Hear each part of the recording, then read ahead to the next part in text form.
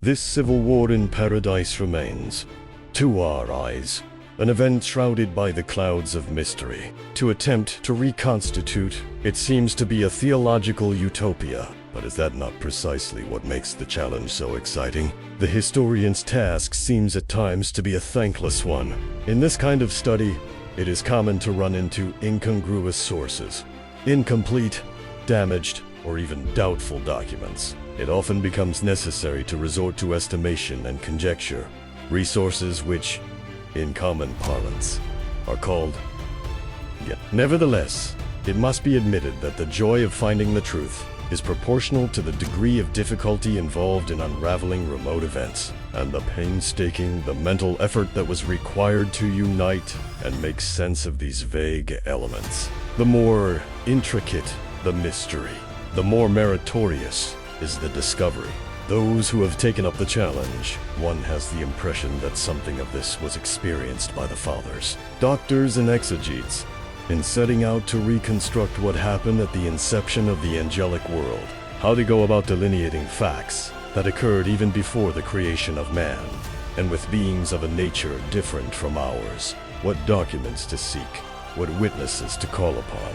The only entirely credible source at their disposal was the Bible, which was extremely sparse in dealing with the subject. To this could be added the stories contained in Old Testament Apocrypha. These texts were certainly very beautiful and rich in impressive details, but they were overly fanciful, and the Church did not recognize them as canonical. The saints, each in his or her own turn, have come to admit that it is impossible to arrive at something conclusive in this regard. And much of what we have heard in our catechism classes about the sin of the angels and the great battle that followed, the Prolium Magnum, are mere hypotheses solidly founded, to be sure, but which, however, are not unanimous and do not constitute matters of faith. Therefore, this civil war that occurred in paradise remains, to our eyes, an event shrouded in mysterious clouds of uncertainty. To reconstitute it in a definitive way is properly a theological utopia. But is this not precisely what makes the challenge so exciting? The battlefield. To delineate any historical fact, one of the first questions that arise is, where did it take place? St. Thomas Aquinas holds that the angels were created in a physical space, since pure spirits ruled the visible universe and possessed dominion over matter. It was fitting that God created them in the most sublime corporeal location to exercise this power from there. The angels' center of operations is, therefore, described as a wonderful region, free from corruption, full of light. Its name is Empyrean heaven, that is, fiery heaven, not owing to its heat, but rather its SPLENDOUR.2. Number of combatants. A crucial factor in reconstructing the scene of a battle is the number of the warriors. The Book of Daniel lists thousands and thousands and tens of thousands who stand before the throne of God. See Diana Shijizuben.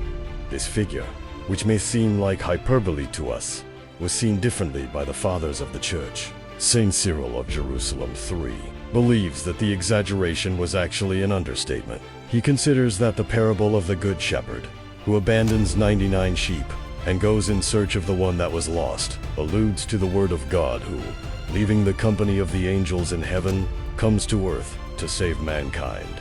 Therefore, all of humanity, from Adam until the end of time, would be to the angelic world in a proportion of 1 to 9, and that would be counting only the faithful angels. A pre-human event. The fall of the rebellious angels retiaru esuricious, hoires diuduc, diiberi shanti castle France. As far as the win is concerned, the Church has never pronounced on the exact moment when the heavenly militia appeared. The fathers and doctors have raised various suppositions, while taking notable care not to refute those who, after careful analysis, have tried to establish it. Saint Augustine, 4, for example, sets the creation of the angels in the first day of God's work as narrated in Genesis, basing himself on the following verses of the sacred text.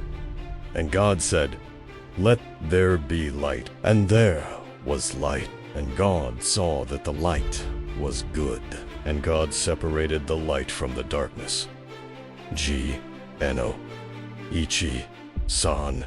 Yon. The holy bishop of Hippo interprets the term light as a reference to the pure spirits. On the first day, God creates the angels and sees that they are all good. It would be absurd to imagine that the demons were evil from the beginning, because God cannot be the cause of evil. 5. Then he separates light from darkness, signifying sin and the expulsion of the demons.